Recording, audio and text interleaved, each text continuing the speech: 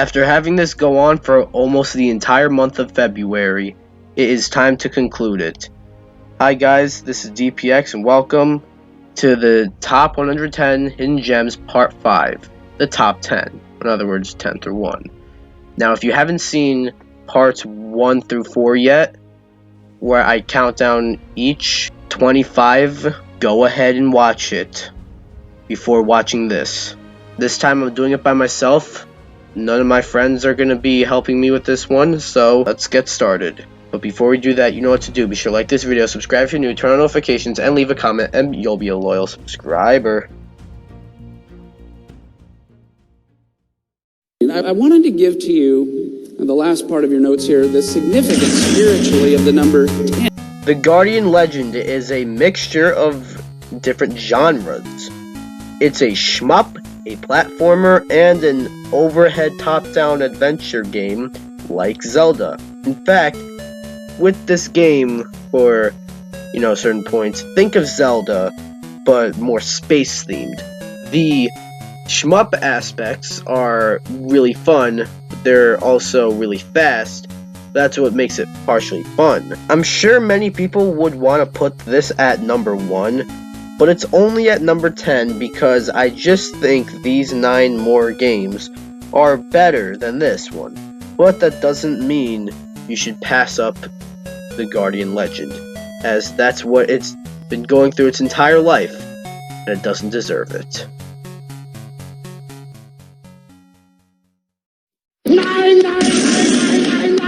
The Nintendo 64 was known for all the 3D platformers, like Mario 64, Banjo-Kazooie, and Conker's Bad Fur Day. But Space Station Silicon Valley really should have been remembered with the rest, but it wasn't. Space Station Silicon Valley is a 3D platformer where you play as different animals in labs and shit. Doesn't sound so good when I explain it, but trust me, it's a lot of fun. Not to mention, this was made by DMA Software. Who's DMA Software, you may be asking? Well, in case you don't know, which you probably don't, because who would? DMA Software, right now, is known as Rockstar Games. Yes, that Rockstar Games. That Rockstar Games. And that Rockstar Games. Now you want to play it.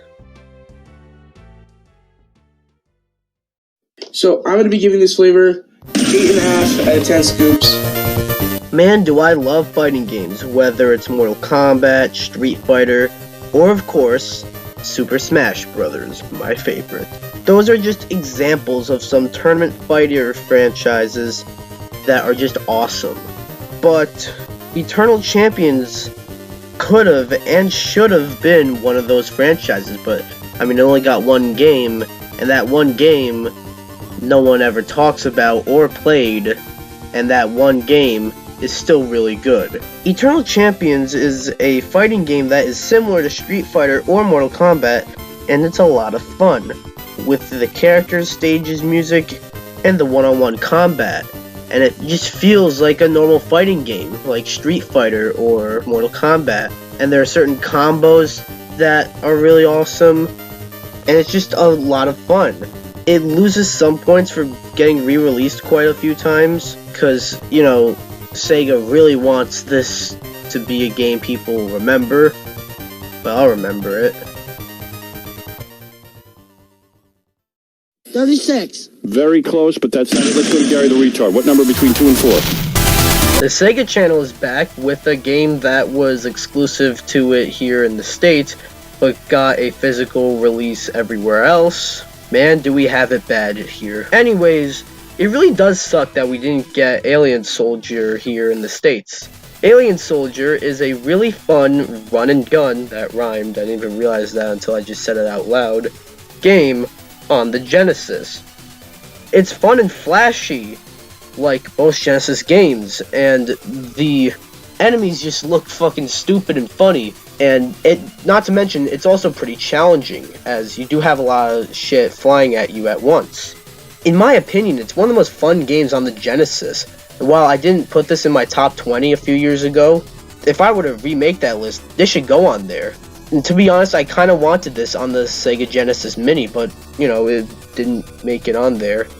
At least the American version. I don't know about the other versions, but find a way to try this game out. It's really good. Okay, Mrs. Puff, what's my final score? 6. Woo! Zek Disease.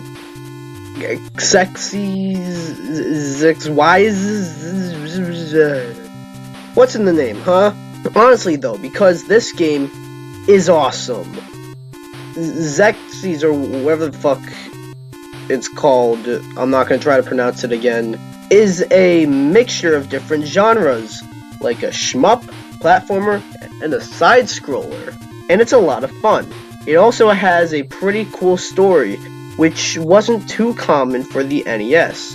It's also got some really good music, and it's just one of those NES games where I honestly feel like it didn't catch on because of that dumbass title. I said one of the, making it sound like there's more, but there isn't. But seriously, well, how do you even say that shit? Oh, chills. Literal chills. It was number 5. Number 5. Oh my god, I forgot about Bucky O Hare is a good show. Little rabbit dude who flies in a ship and has a gun, has a squad as well. Just think if Star Fox got a show and the cast of characters was replaced. Anyways, despite making a comparison to Star Fox, Bucky O Hare got an NES game, and it's not at all like Star Fox, so it's a platformer, in fact, and it's damn good.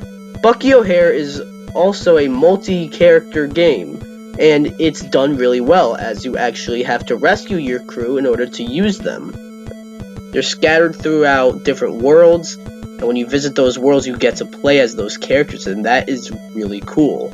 The reason this game wasn't that big is definitely because the show wasn't that big. But trust me, give this game a shot, as well as the show. 7, 5. You thought I was done with games that weren't popular due to the Sega channel?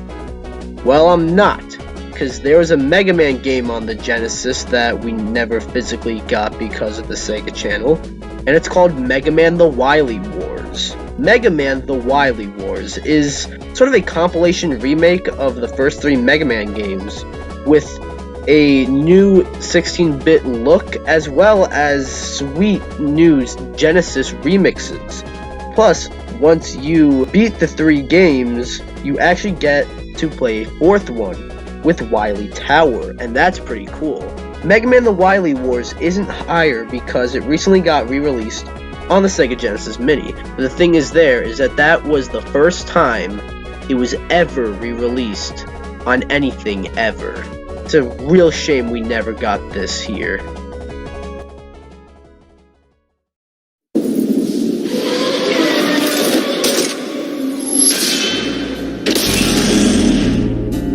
The Nintendo 64 and the PS1 era practically made the 3D platformer a genre, but the next generation with the PS2, Xbox, and GameCube gave us GTA 3, which pretty much killed the 3D platforming because of its free roam nature, I guess you can call it that. And that unfortunately made Psychonauts suffer, and boy did it not deserve to suffer. Psychonauts has such a unique concept as you're a kid named Raz at a camp, and you end up inside the mind of your camp counselor. And that's where the adventure is. Inside of the mind of your counselor. It's one of the best 3D platformers that takes the formula and expands upon it, and is very flashy and colorful as well. I originally had Psychonauts at number 1, but I moved it down a couple spaces because it's gotten re-released so many times. There's no reason for you to not play this, but it might be my favorite game on this list, even considering that there are 2 Mega Man games on here, 2 Castlevania games on here, so many fighting games, and so many beat-em-ups. this one might be my favorite. You owe it to yourself to play this game. Also, I cannot wait for the sequel. What kind of pencil do we take again? Number 2. Take a number 2. Looks like you took a big number 2. Imagine a game where you're part god, trying to save people from monsters, so you fight the monsters. That is Actraiser. Actraiser is a side-scrolling adventure game where you play as a knight killing enemies, or as I already mentioned, it's kind of a god, and you're killing enemies like orcs, little monkey dudes, trees. Yeah, it gets a little weird, but that's fine because it's a lot of fun. What's also interesting about Actraiser is that it's part action platformer and part city building simulator, but in a fantasy sort of way, you know, that sort of not really like a, you know, busy street. It's one of the best games on the Super Nintendo. Like, I actually had it in my top 20 a while back, and like guys said, I still think that top 20 list holds true to this day. So I probably wouldn't have moved this if I were to remake it. I also thought this game should have been on the SNES Classic. That being said, unlike Psychonauts, which I originally had higher than this game, Actraiser hasn't really ever been re-released. So that adds more of a hidden gem factor to the game. And you just need to play this game, it's so awesome.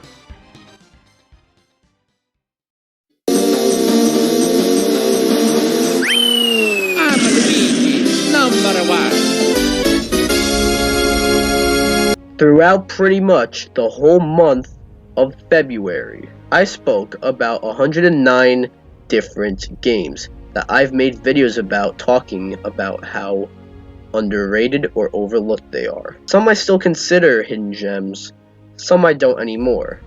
Unless you looked at my hidden gems playlist while I was going through this list, and you actually tried to break down what the number 1 game was by process of elimination, it still could have been so many things if it weren't just narrowed down to the games I've covered. But also consider that I factor in price, and when you combine price, rarity, and how overlooked the game was, the number 1 hidden gem goes to Little Samson on the NES. Little Samson is awesome as you have 4 different characters to play as, all with their own unique attacks and stuff, and the game actually throws in some RPG elements. Little Samson also has some nice sprite work for the NES, and it's just great. The big reason it's number 1 though is that it goes for thousands and thousands of dollars on eBay, and it has never been re-released. If you look at other games like Actraiser, Psychonauts, Bully, Mega Man the Wily Wars, or more, they might be better games, but in my opinion, Little Samson defines hidden gem better than any other game, possibly ever. So that's why it comes in at number 1. Well, that was a really long list. If you only watched this video, this was part 5 to a 5-part series where I counted down every single, or just about every single hidden gem I covered in a show called Hidden Gems. 110 games, jeez, I don't know if I can ever do anything like this again. Hopefully you enjoyed it. Be sure to like this video, comment, subscribe, and I'll see you guys in the next one. Bye bye.